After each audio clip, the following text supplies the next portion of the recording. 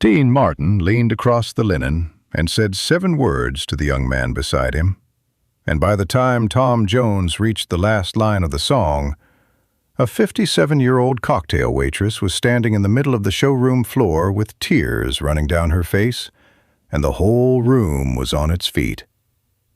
August 1972. Caesar's Palace, the midnight show. 1,000 people who had paid to watch a star and ended up watching something else entirely. Because the tears weren't about Dean, and they weren't, in the end, about Tom Jones either. The young man who heard those 7 words would repeat them for the next 50 years. He just didn't understand them yet. Her name was Ruth Kaminsky, and she had been carrying a tray across Las Vegas showroom floors for 20 years. She was 57 that summer. She had come out from Cleveland in 1952 with a husband and a suitcase.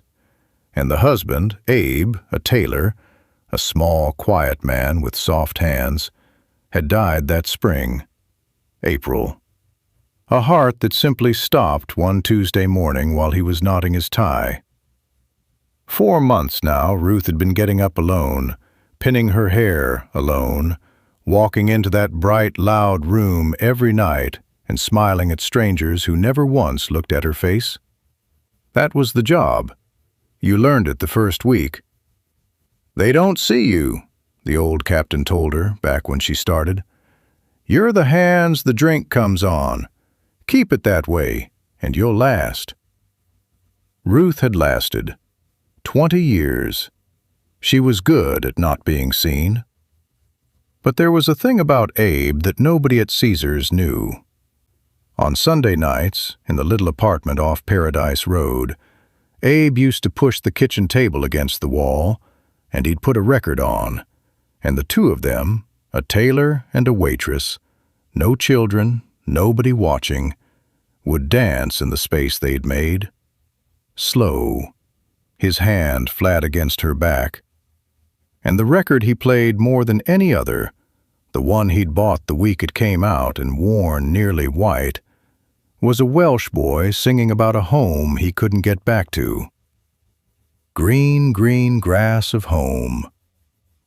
Abe couldn't carry a tune to save his life.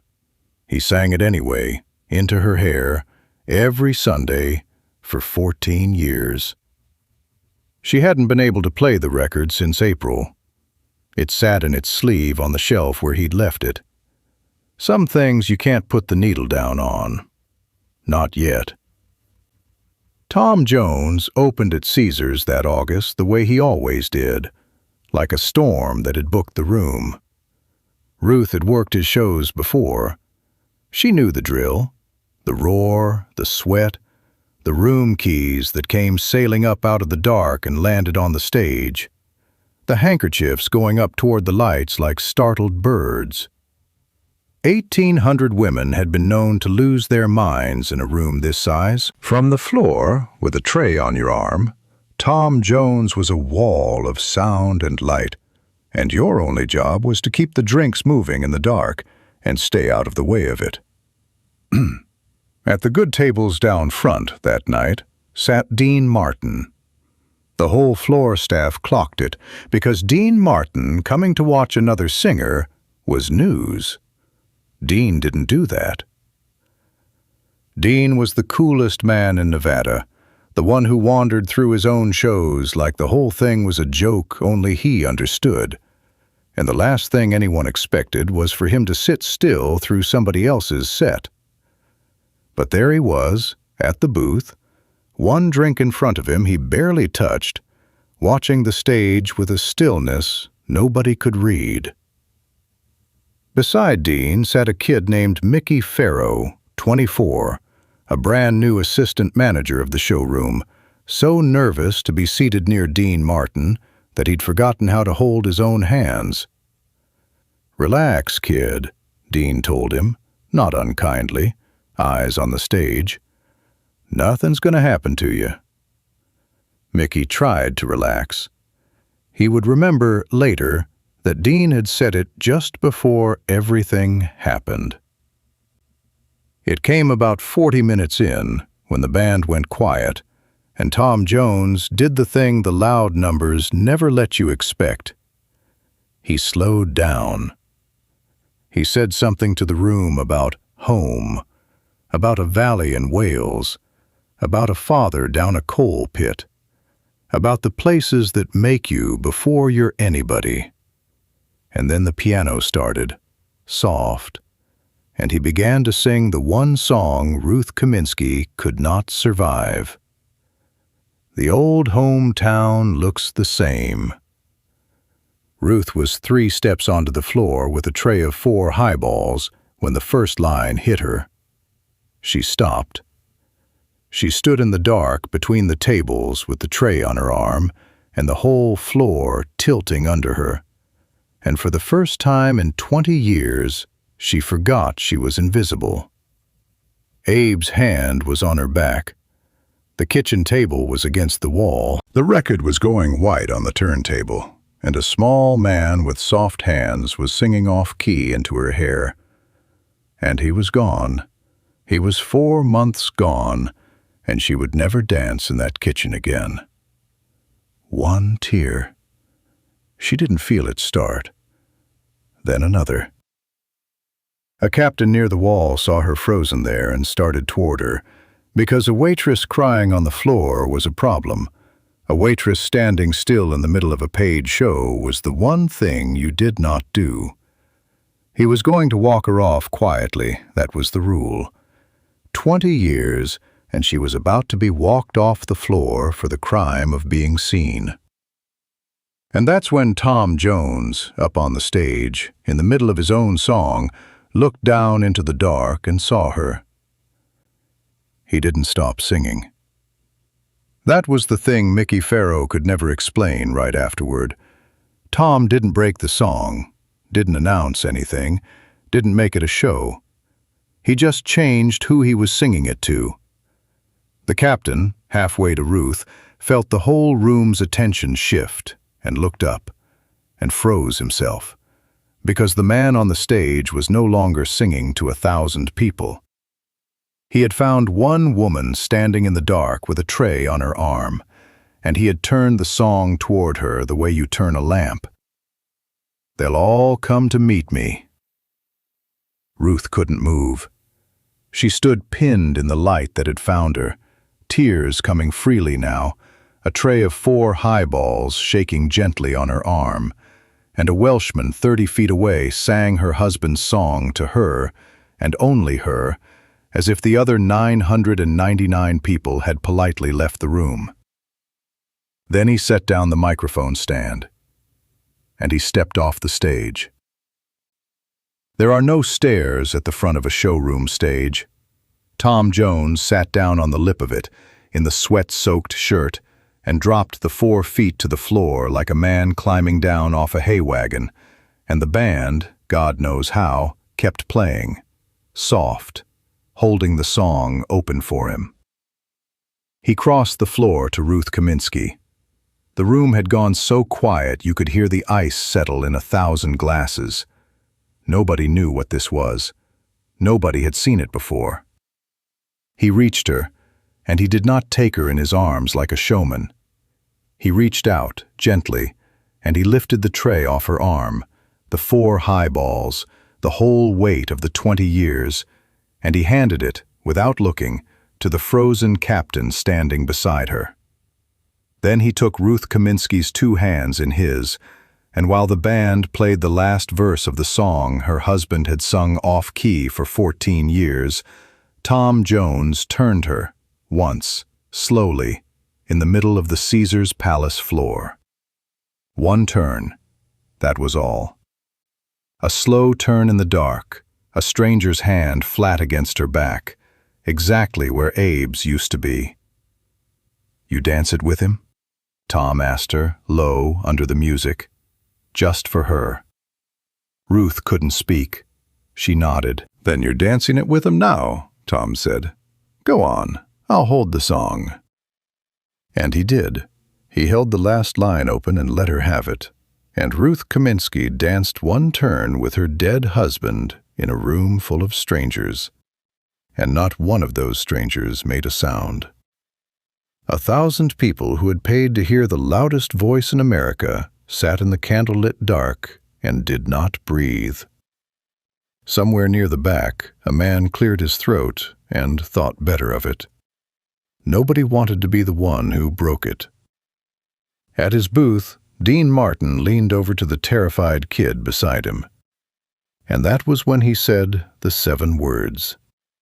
That's a man who remembers being nobody. That was what Dean Martin whispered to Mickey Farrow. 7 words, flat and quiet, no joke behind them for once.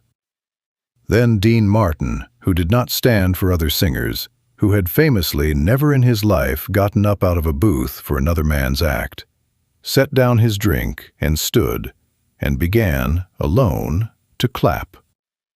For a second, his was the only sound in the room. One man on his feet in the dark, clapping slow. Then the room went with him, all of it.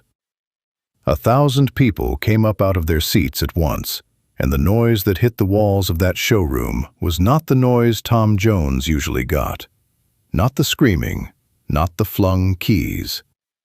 It was something lower and bigger.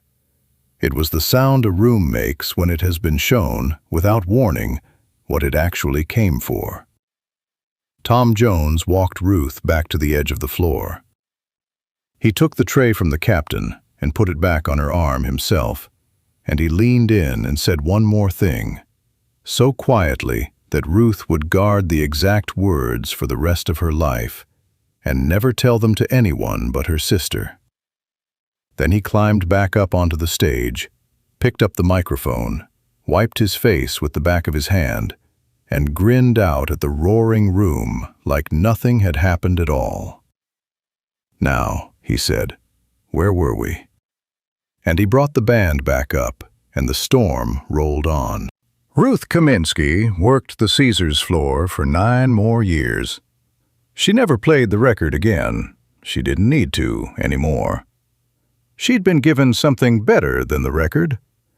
One turn on a showroom floor, with her husband's hand on her back, in front of 1,000 witnesses, on a night nobody could ever take from her.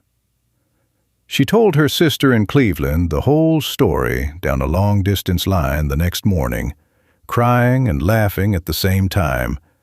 And her sister said, "Ruthie, things like that don't happen to people like us." And Ruth said, "They do. One did. To me." She kept the cocktail napkin. That was all there was to keep. A plain white Caesar's Palace napkin off her own tray, the one she'd been carrying when the song found her. She pressed it flat in the family Bible next to Abe's photograph.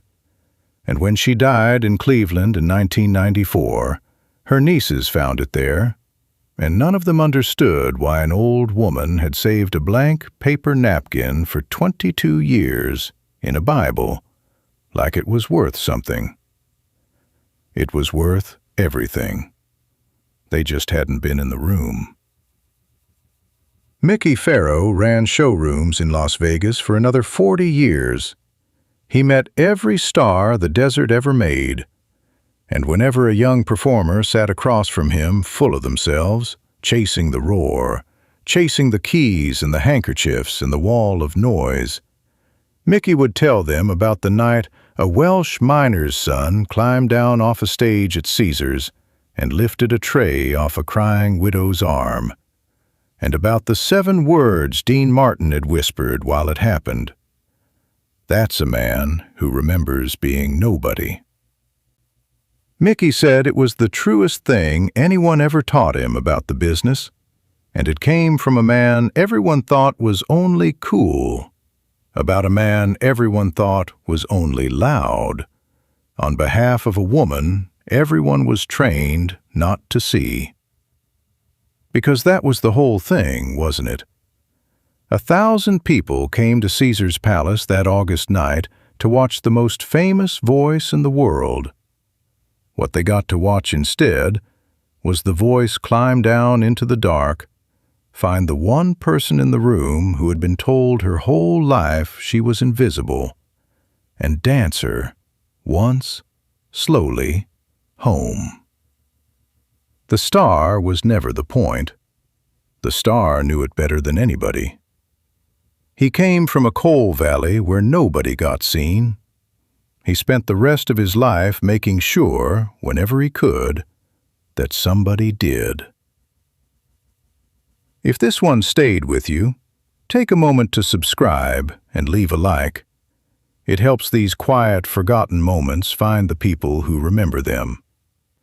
And tell us, has a stranger ever quietly seen you on a night you needed it most?